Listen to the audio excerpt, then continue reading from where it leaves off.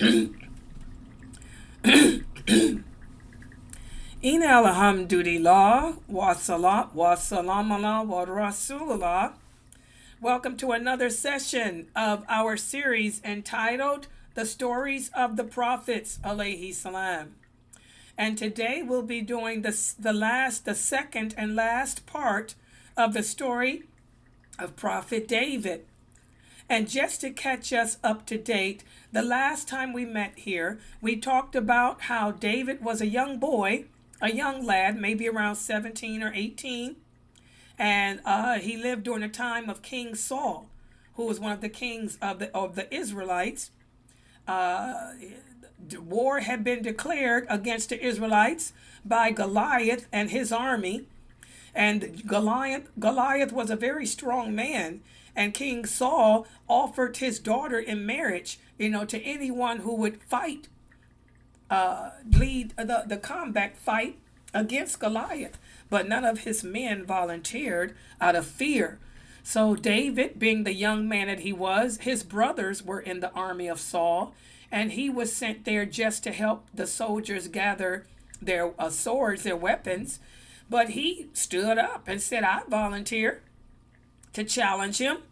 And everybody laughed at David because they said, this little skinny young boy, what can he do? But David ignored their laughter, and he gathered a bunch of rocks, put them in a pouch, and he had a sling that he had used. He put one rock in that sling and shot it, and it hit Goliath right between the eyes, and he died instantly. And the people no longer made fun of David after that, and true to his word, King Saul gave David the hand, married him to his daughter. And David, became very close with his father-in-law and proved to be a great man of intelligence and wisdom. Allah blessed David with wisdom. Allah blessed him with intelligence. The people loved David because of his justness. He was very just and kind. And so eventually the king became jealous of his son-in-law. He was jealous of how the people were praising him. So this is what happens to us as humans. Sometimes, when we hear others being praised more than us, it strikes up those feelings of animosity within our heart. And our personal gens get to whispering to us. And that's what they did in this case to to King Saul. So King Saul fell victim to his jealousies and decided to send his son-in-law on a fight against an enemy, hoping and thinking and believing that the enemy would kill him. And when the king's daughter heard her father discussing that, she went and told her husband. She said, my father is sending you away to fight against some enemies, hoping that you'll be killed. He's become jealous. David said, I'm going to take it to Allah first, and then I'm going to go on this journey, and whatever happens, happens. So David took it to Allah, and he went on this journey and fought his enemy and won. And when he came back, you would think that the king would have realized that his doubts about David were just, from Shaitan, but he didn't.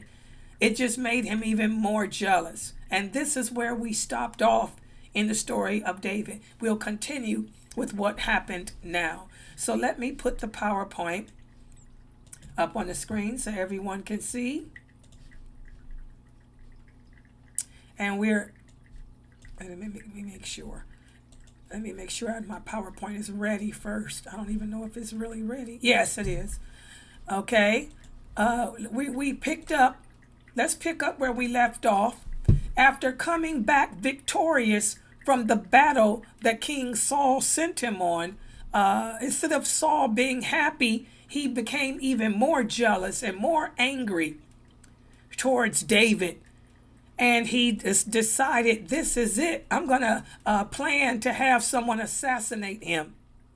Once again, King Saul's daughter overheard her father speaking about having her husband killed.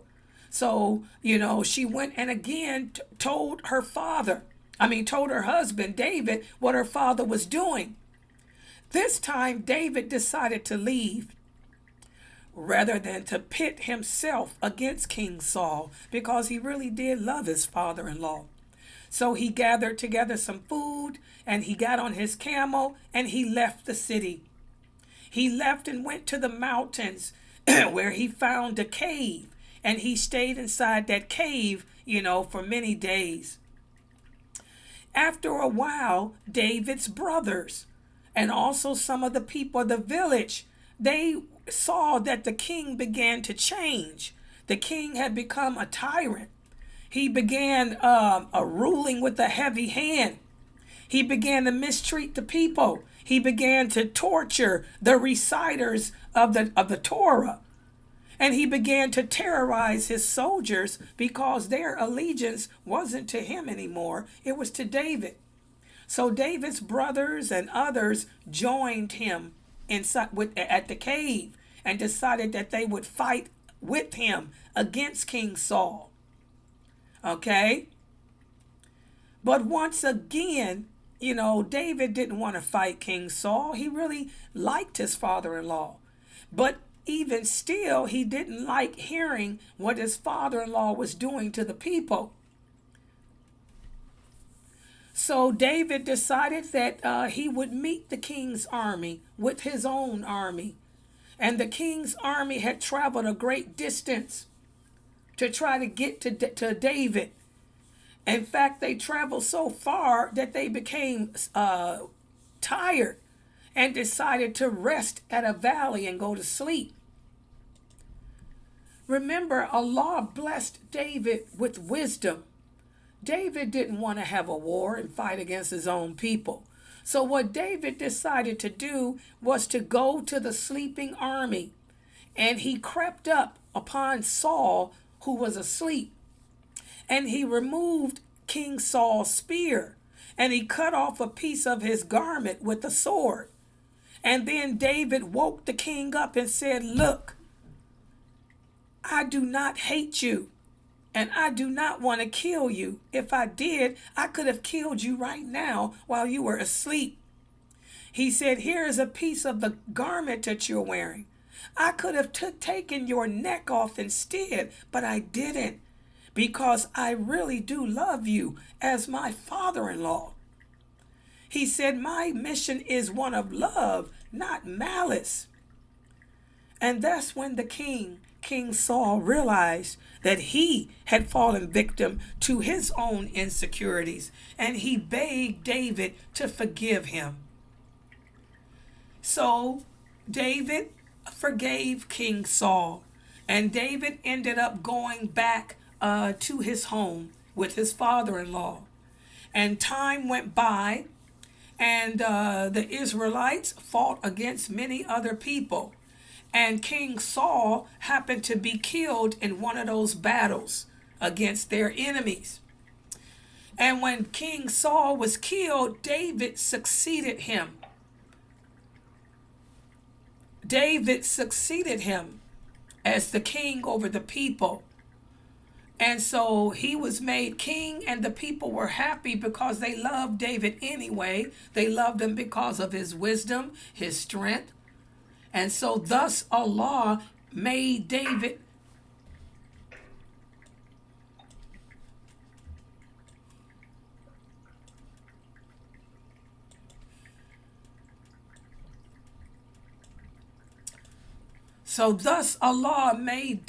not only a prophet, but he also made David a king too. He was one of the only prophet that was given a kingdom. Remember, there are certain things that Allah gave to prophets that he didn't give to the others. David, he gave a kingship to. And his kingdom was strong and great. His enemies feared him and didn't go to war with him. Okay? David ruled justly and righteously. He brought peace and prosperity to his people. He delivered Allah's message to the people through the precious gift of his beautiful voice. As our Prophet Muhammad said, David had the voice of a flute. And Allah gave David the Psalms. So David was not just a prophet, but he was also a messenger.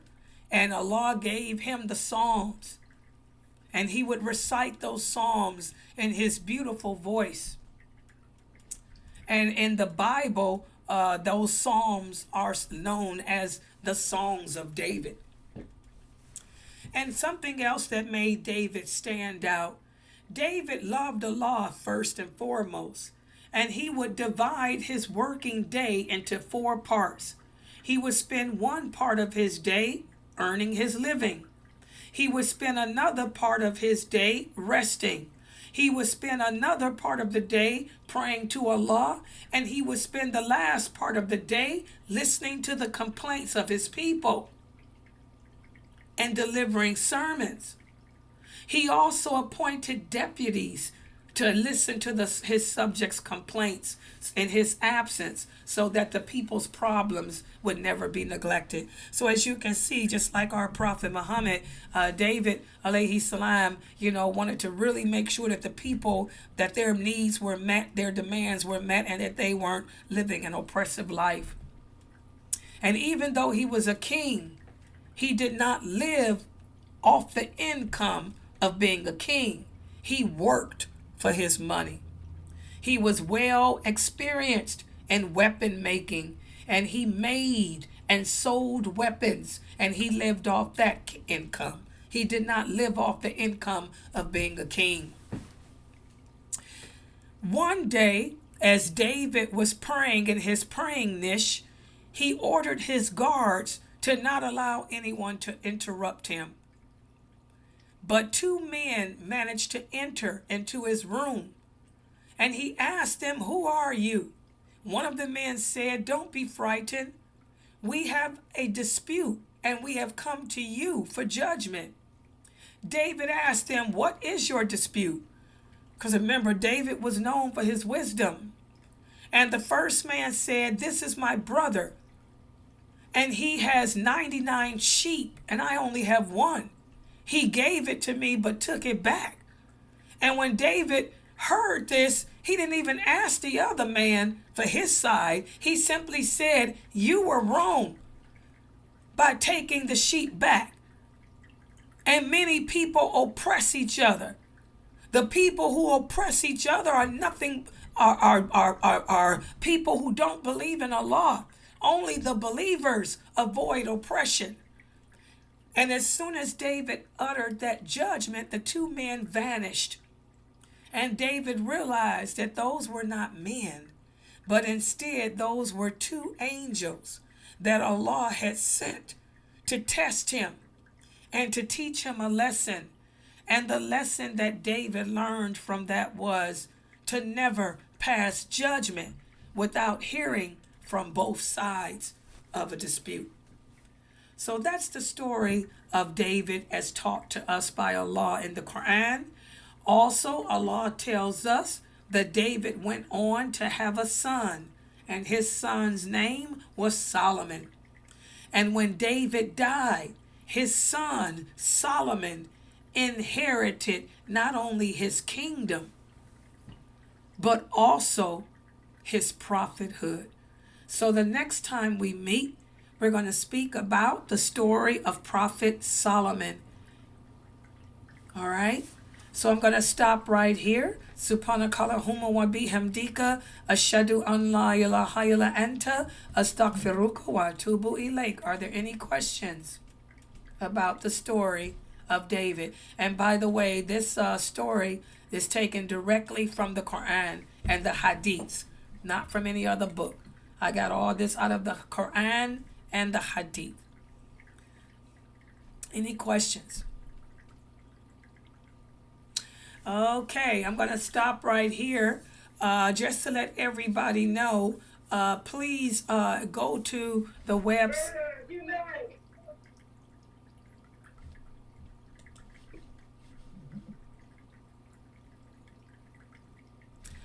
Just to let everybody know, please go to the website atleonline.com and order the book entitled,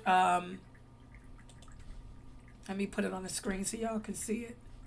The book entitled, "Oh Allah, forgive me. Because this is going to be the class I'm going to start tomorrow at 11 o'clock. And this class will be held at 11 p.m. Eastern Standard Time every day.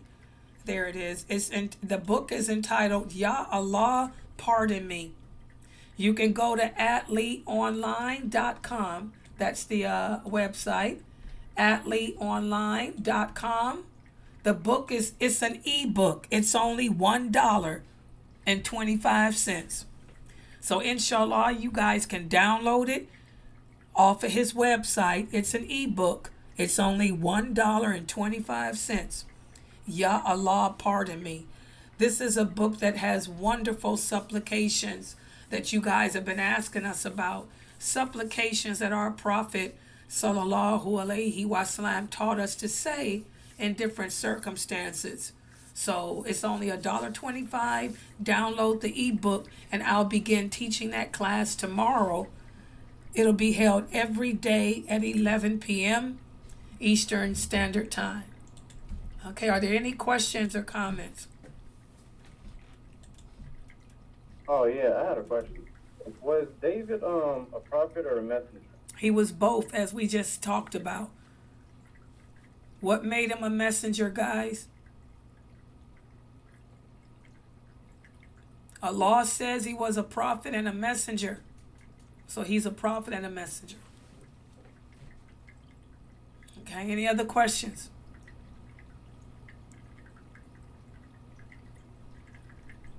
All right, guys, we're going to stop right here. What I'll do is log back on later tonight. A lot of you tell me that you enjoy listening to Abu Usama at-Tahabi. I'll be playing Abu Usama at-Tahabi again tonight.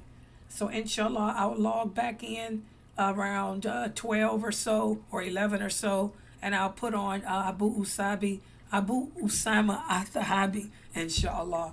All right? Okay, subhanakallahumma wa bihamdika ashhadu an la. And by the way, guys, support this dawah effort. We're always in need of donations to cover our wedding. Our wedding. Girl, y'all can tell I'm sick. What wedding? We're always needed donations to cover our dawah expenses. Please click on the QR code here. Or you can go to our website at www.sunnahfollowers.net and click on the tab that says make a donation to support this dawah effort. You can take a picture with your phone. Somebody asked me, how do you use the QR?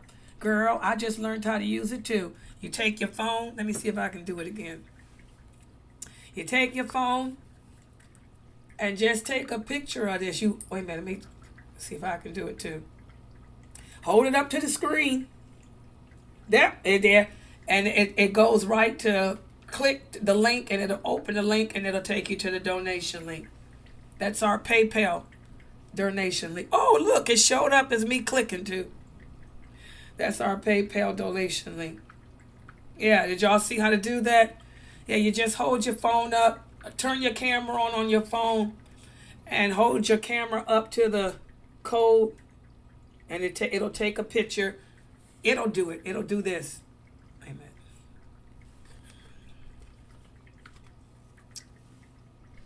Wait a minute. Let me take my background down so y'all can see. I know I'm going to show her because y'all know it took me about a whole day to figure out how to do it. So she's like me. We have to learn. I know.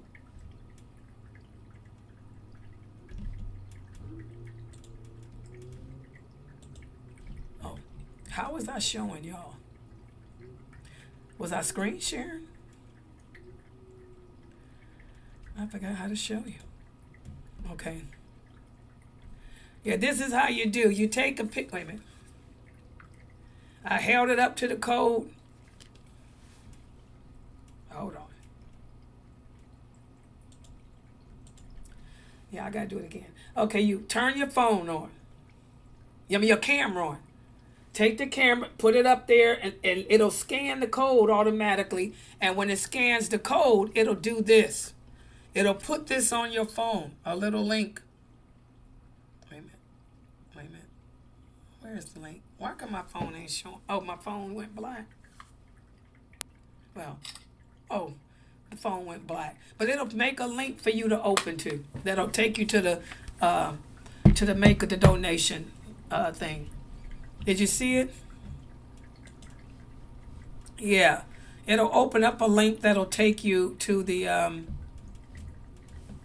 donation. Yeah, when I opened my camera, I aimed it at the QR code with my camera, Uh-huh. and it highlighted it for me. Right. So I clicked the link that it highlighted, and it took me straight to your donation site. Yeah, so that's how you do it. You see how, oh, she says she did it too. You see it? It's kind of easy. It's kind of fun. Some types of technology is fun. Yeah. Yeah, so just, aim your camera at that code. It's something how we can do things with technology. Yeah, I can make a lot of codes. This program I'm using allows me to make codes. Oh, yeah. Yeah, see that? Somebody else scanned it too. Yeah, it's kind of fun. Yeah, it'll take you to the Sunnahfollowers PayPal site. And just to let y'all know, we are a nonprofit organization. We are a 501c3 nonprofit Islamic educational website. So you know what that means. That means any donations that you make will go, you can write them off at the end of the year. Okay, and all your donations go to cover our website expenses. This program that I'm using is $300 a month. We lease it. We don't own it. We lease it. Okay, also the video software that I use, the PowerPoint program I use, the servers that we're on, the internet speed and that we're on, the bandwidth, the domain names, all of our website expenses, which total $2,000 a month, our expense, which is really cheap for a website. When I got our nonprofit, they told me that's cheap. Y'all know that we don't get more than $20,000 a year. That's cheap. We never go over $20,000 a year in donations. When the government allows you to go up to 50 something thousand, we never get close to that. So our website is not expensive. That's what they told me at IRS. They said you're cheap. I said, I think it's hard to come up with $2,000 a month. He said, ma'am, you better do some fundraisers. That's what he told me. That IRS guy, he approved our our 501, and he told me, he said, your expenses are not that high. He said, that's why you don't have to file taxes at the end of the year. He said, $2,000. He said, we got people whose expenses are $20,000 a month. I said, what? He told me you can have fundraisers. He said you can take donations, have raffle tickets. He said do whatever you have to do. The $2,000. He said you can come up with $2,000 a month. I said no, I can't. So IRS claims that we're cheap. I think we're expensive, but that's what our expenses come to. So please support this dawah effort, guys, and donate to support us, inshallah. Yeah, I got a water fountain. Yeah, see that? That's a water fountain. You like that? Yeah, that's my, I like that water fountain. Water cools you. I have anxiety. So I got my water fountain going because it keeps my anxiety down. Yeah, that's my cat. Y'all see, that's one of them. He on the bed sleep. That's Karen. That's the bad one. He's always up at night keeping me from sleeping because he sleeps during the day.